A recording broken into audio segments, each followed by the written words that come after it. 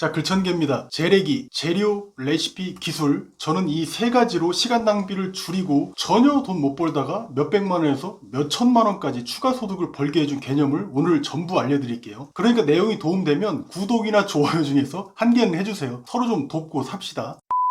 우리는 사업에 쓸 시간과 돈이 거의 없기 때문에 최소 인풋으로 최대 아웃풋을 만들어내자고요. 제 이야기와 사례를 들어서 오늘 설명드릴 건데, 저는 불과 몇 년 전에 가수 홍진영 씨가 모델이었던 블랙박스를 개당 2, 3만 원 정도 마진을 보고 판매한 적이 있어요. 6만 원에 공급받아서 9만 원에 판매한 거죠. 부업 삼아서 했던 거고, 하루에만 5개에서 10개 정도 팔고 매일 무려 1, 20만 원 정도 벌었어요. 이것만 해도 한 달 300에서 한 600만 원 정도 추가로 번 겁니다. 신기하죠? 저도 정말 신났었어요. 그런데 더 이상 돈을 벌 수 없게 됐어요. 왜냐하면 그 블랙박스를 공급해주는 업체에서 품절이 났거든요. 저는 더 많이 벌 수 있었는데 그러지 못해서 억울해해야 했을까요? 아닙니다. 그냥 그게 제 실력이고 합당한 소득이었던 거예요. 이게 무슨 개똥 같은 소리인지 재래기라는 개념으로 설명드릴게요. 재료, 레시피, 기술, 이걸 줄여서 재래기라고 합니다. 이 개념은 기원전 2000년 전에 등장한 게 아니고 경영학 생산성 파트에서 자주 이야기되는 아주 유명한 도구예요. 이 재료, 레시피, 기술이라는 도구는 정보, 방법, 기술 이렇게 다양하게 불리는 개념입니다. 앞서 제 경험을 이 재래기에 대입해보면 저는 재료에 해당하는 블랙박스가 부족했어요. 반면에 이 블랙박스를 온라인으로 판매하는 방법, 즉 레시피와 판매하는 기술은 있었고요. 그런데 놀라운 건 이 재래기 세 가지 요소 중에 가장 약한 요소가 바로 내 진짜 실력을 좌지우지한다는 겁니다. 좌지에서 발음 조심. 즉 가장 강한 요소가 내 실력이 되는 게 아니라는 거예요. 이런 거죠. 와이프한테 100번 잘했어. 그러다가 한 번 쓰레기짓 하면 나는 그냥 쓰레기가 되는 거야. 쉽죠? 재료까지 있었다면, 즉 블랙박스가 품절되지만 않았더라면 저는 그 판매 하나만으로도 수억 원은 더 벌었을 거예요. 그런데 그러지 못한 이유를 약간 더 설명드릴게요. 예를 들어서 벤츠에서 자동차를 생산하려면 어떻게 하죠? 먼저 생산 부품, 즉 재료가 있어야겠죠. 그 다음은 이 재료로 자동차를 만들어내는 방법, 즉 레시피가 있어야 되고요. 마지막으로는 이 재료와 레시피가 다 있어도 실제 생산 능력이 있어야겠죠. 이 세 가지가 골고루 있어야 자동차를 만들어낼 수 있는 거잖아요. 그런데 벤츠가 하루 100대를 생산할 수 있는 재료를 가지고 있었음에도 불구하고 생산 능력이 부족해서 하루 10대만 만들 수 있었다면, 그럼 나머지 재료는 그냥 창고에 썩고 있는 거예요. 실제로는 100대를 생산할 수 있었는데, 그죠? 세 가지 중에서 가장 약한 요소, 바로 그게 벤츠의 매출을 결정한 거예요. 최근에는 반도체 칩이 부족해서 자동차 생산이 좀 더뎌졌다고 하죠. 이걸 이해하면 오늘 내용 다 이해한 겁니다. 쉽죠? 그럼 여기서 벤츠가 매출을 높이기 위해서는 부품량을 더 늘리면 될까? 아니죠. 생산 능력을 부품 능력에 맞게 높이면 매출은 자동으로 증가하겠죠. 그럼 여기서 생산 능력을 10대에서 그 20배인 200대로 늘린다면 이제는 가장 강점이었던 부품이 가장 약점이 된 거죠. 그럼 다시 생산 능력에 맞게 부품량을 늘리면 되겠죠. 이렇게 선순환 구조를 만드는 게 바로 재래기라는 개념이에요. 이 구조를 이제 우리가 전문성을 높이는 상황에 대입해 보겠습니다. 재밌어요? 우리가 좋아하는 라면이 있잖아요. 이 라면을 맛있게 끓이려면 재료와 레시피, 그리고 실제 끓이는 기술이 필요하죠. 먼저 첫 번째 단계로 라면 재료에는 면, 스프, 물, 그리고 불, 냄비 이런 것들이 대표적이죠. 그런데 라면 재료만 있고 맛있게 끓이는 방법을 모르면 소용이 없잖아요. 라면 봉지 뒷면에 보면 물 500ml를 냄비에 붓고 물이 끓기 시작하면 면과 스프를 넣고 4분간 더 끓이세요. 이런 내용들이 많이 들어있어요. 이런 게 대표적인 게 레시피죠. 그럼 우리는 이제 재료와 레시피만 보고도 맛있는 라면을 끓일 수 있게 됐어요. 그런데 이런 정보를 알고 있다고는 해도 처음 끓인 사람보다는 그래도 몇 번 더 끓여본 사람이 더 맛있는 라면을 끓일 가능성이 높겠죠. 이게 바로 마지막 단계인 기술이라는 거예요. 여기까지 이해하셨다면 이제 앞서 제가 말씀드린 블랙박스 사례를 잠깐 더 말씀드릴게요. 저는 라면을 맛있게 끓이는 레시피도 알고 수십 번 끓여본 기술도 있었어요. 그런데 블랙박스, 즉 면과 스프 같은 재료가 없었던 거예요. 그러니까 맛있는 라면이라는 성과, 즉 소득이라는 아웃풋을 만들어내는 게 불가능했던 겁니다. 이 재래기라는 구조만 알았을 뿐인데 내가 왜 그간 돈을 못 벌었는지 이유까지 명쾌하게 알게 됐죠. 아주 쉽습니다. 자, 끝입니다. 여기서부터는 이 뒤부터는 약간 더 설명이 들어가기 때문에 확실히 이해하실 분만 남으세요. 자, 그럼 시작합니다. 만약 제가 재료는 많은데, 즉 마진이 많이 남는 블랙박스는 100개씩 가지고 있는데 판매하는 방법과 기술이 없다면 이건 그냥 악성 재고일 뿐이야. 우리는 지금 당장 돈 벌고 싶잖아요. 그래서 우리는 블로그로 돈 벌기, 전자책으로 돈 벌기, 유튜버로 돈 벌기, 이와 같은 수많은 정보를 검색하고 강의를 듣기도 해요. 관련된 전자책도 사고요. 그런데 실제로 돈은 별로 벌지 못했거나 시작도 못한 경우가 많죠. 성과가 나지 않았다면 돈만 버린 거예요. 그럼 그런 행위들은 뭐 하는 행동일까? 네, 맞습니다. 재료와 레시피를 모은 행동인 거예요. 그것만. 재료와 레시피를 모았다면 이제 기술 단계, 즉 실제 실천에서 승부를 봐야 되는 단계까지 가야 되는데 너무 공부만 한 거야. 예를 들어서 수만 명의 구독자를 보유한 멋진 유튜버가 되고 싶어하는 사람이 있다고 해봅시다. 유튜브에 어떤 영상을 어떻게 올리면 된다는 정보, 즉 재료들은 유튜브나 블로그에 그 무료 정보가 넘쳐나요. 그런데 그걸 보기만 하고 실제 영상은 올리지 않는 것과 같다니까. 영상을 올리지 않았으니까 구독자도 생기지 않죠. 대개는 2, 3개월 지나야지 구독자가 서서히 증가하는 시스템이에요. 이 기간을 못 참고 몇 번 올리다가 포기하는 사람들이 90%가 넘는다는 거고, 저도 처음에 이런 것도 몰랐어요. 알고리즘도 몰랐고, 시간이 지나고 보니까 이런 거 공부할 시간에 영상 1분짜리를 매일 한 개씩 올리는 게 100배 낫다고 생각합니다. 저는. 왜냐하면 우리가 뭘 몰라서 못한다고 핑계댈 수 있는 시대는 아니기 때문에 그렇습니다. 부족한 건 뭐다? 내 기술인 거예요. 저는 지금도 유튜브 알고리즘 거의 모릅니다. 그냥 구독자분들께 도움되는 내용 찾아서 영상 만들어서 올리는 것만 하고 있어요. 제가 그런 거 하나도 몰라도 돈은 잘 벌리고 수많은 곳에서 저를 찾아요. 알고리즘 같은 것들은 기본 몇 가지만 알면 까놓고 얘기해서 돈 버는데 전혀 중요하지 않습니다. 최소한의 정보를 알았다면 그냥 아무도 안 보이니까 그냥 영상 올리면 되고, 글도 마찬가지고, 제품이나 서비스도 판매 스킬만 공부하지 말고 그냥 눈 감고 그냥 판매하세요. 기술 수준이 그럼 팍팍 올라갑니다. 재료와 레시피를 아는 건 10점 만점 중에 1점이에요. 기술, 즉 실천이 10점 만점에 9점인 거예요. 실천한 사람만 그제서야 그 앞단계였던 재료와 레시피를 100% 이해하게 됩니다. 아, 이게 그 이야기였구나 라고요. 이해한 것과 실제 아는 건 우주 저 끝에서 여 끝까지 거리보다 더 멀다고 하죠.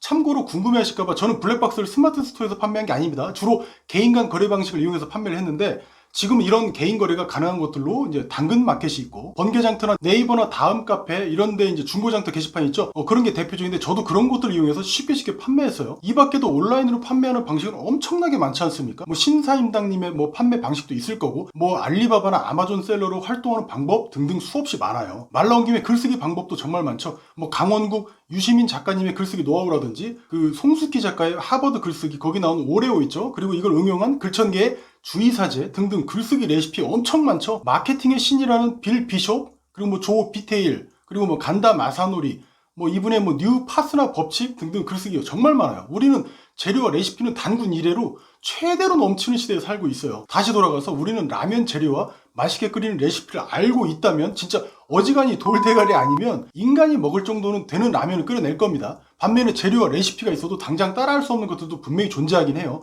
김연아 선수의 뭐 트리플 악셀이라든지 메시의 드리블, 이런 것들을 방법을 안다고 해서 우리가 똑같이 하기는 어렵지 않습니까? 근데 라면은 바로 가능해. 마찬가지로 온라인 판매나 돈 버는 글쓰기 같은 것들은 라면 끓이랑 전혀 다르지 않아요. 익숙해지면 아주 쉽다는 말이에요. 또 말 나온 김에 글쓰기 잘하는 방법 원포인트 비결 알려드리겠습니다.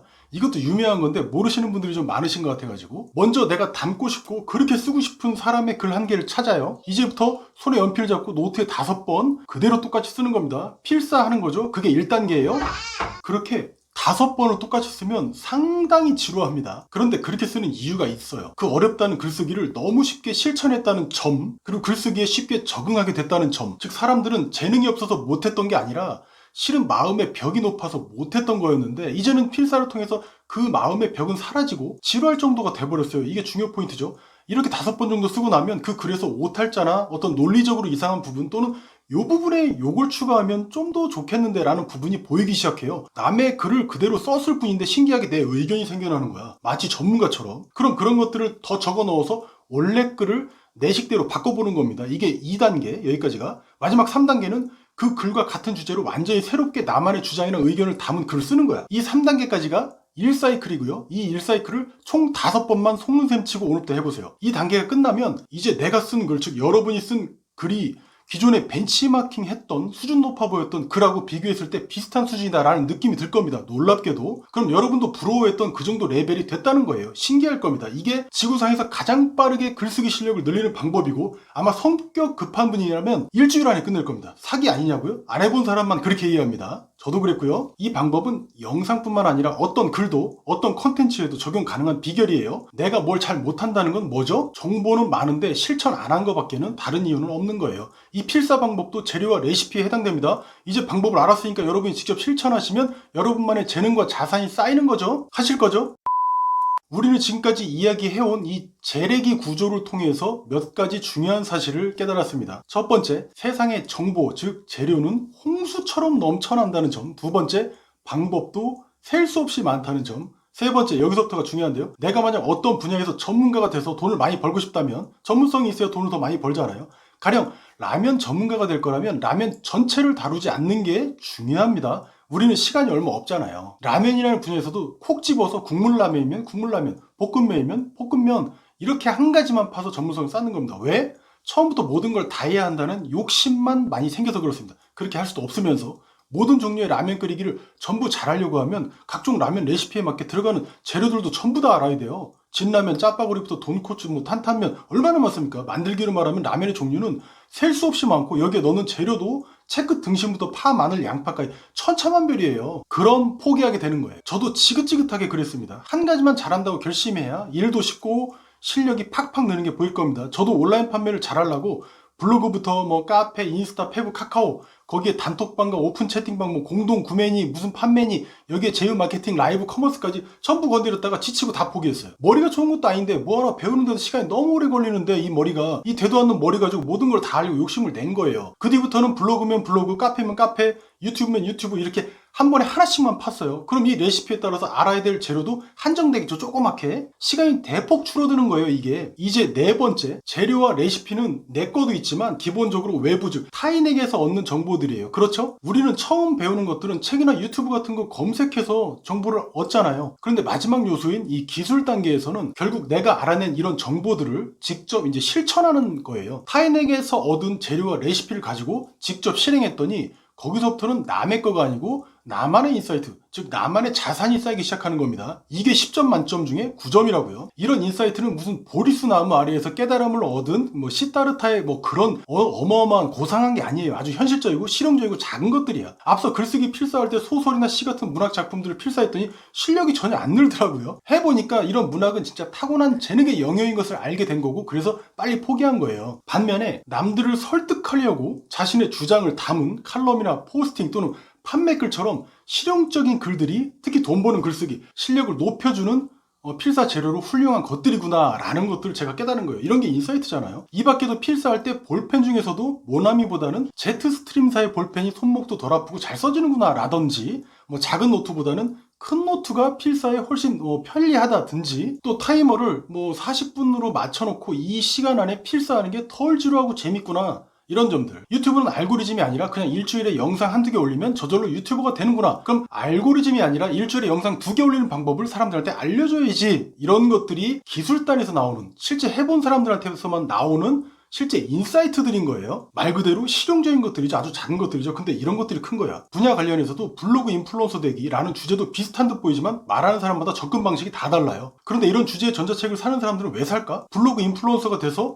사인 노출도 되고 결과적으로 지금보다 돈을 더 많이 벌고 싶은 그 욕구를 해소하기 위해서 그걸 사는 거잖아요. 우리가 온라인 판매 스킬이나 글쓰기를 잘하고 싶은 이유는 또 뭔가요? 돈 많이 벌고 싶어서 그런 거 아닌가요? 그 사람이 마음속으로 정말로 바라는 그런 본질적인 문제를 찾고 그리고 해결해 주는데 집중하는 게 자, 그럼 이제 마지막 돈 버는 아이템을 만드는 단계인데요. 어떤 전자책을 만들어야 아웃풋, 즉 돈을 많이 벌 수 있을까요? 재래기 3단계 중에서 재료만 소개하는 전자책이라면 1, 2만 원 정도 받는 수준은 될 겁니다. 대표적으로 이런 것들이에요. 여러분이 온라인 판매를 해야 돈을 법니다 라는 뻔한 내용만 담은 전자책이 그런 종류죠. 믿기지 않지만 정말 자기 자랑이나 이건 꼭 하세요라고 하는 당위성만 주장한 책들이 진짜 많아요. 누가 그걸 몰라? 돈 버는 방법을 몰라서 지금 개고생하고 있는데 지금 장난해 지금? 이런 반응이 나오는 건 실제 방법과 기술 수준을 높여주는 내용이 안 들어있기 때문에 그래요. 저도 초반에는 재래기를 몰라서 욕 많이 먹었습니다. 여기서 발전해서 재료와 레시피까지 포함하는 전자책이라면 가격을 5만원에서 10만원 정도까지 책정할 수 있어요. 이 정도 책은 하루에 한 개만 판매돼도 부수입 같은 초과 수익이 상당히 세집니다. 그러니까 대다수의 좋다는 강의나 전자책이 이 정도 수준이고요. 마지막으로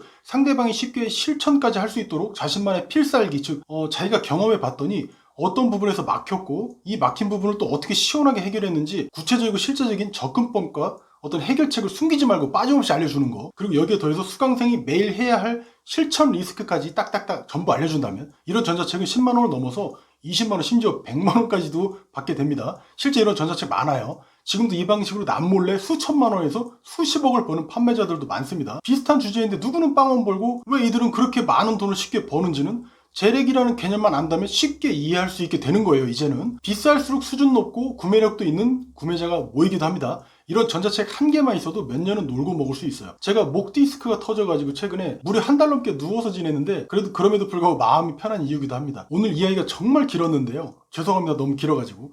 정리하면 재료, 레시피, 기술 이 세 가지 요소 중에 가장 약한 요소가 실제 내 실력인 거고, 이 약한 요소만 찾아서 강화시키면 나도 부러워하던 높은 소득을 얻을 수 있다는 점을 알게 됐죠.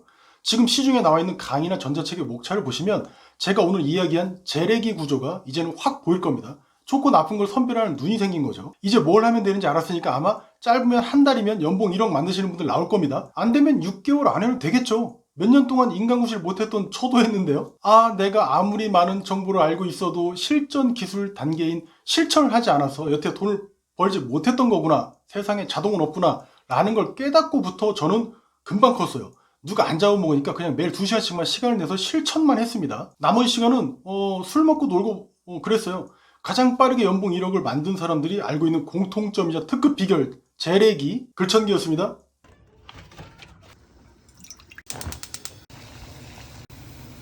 뭐야, 한강이네?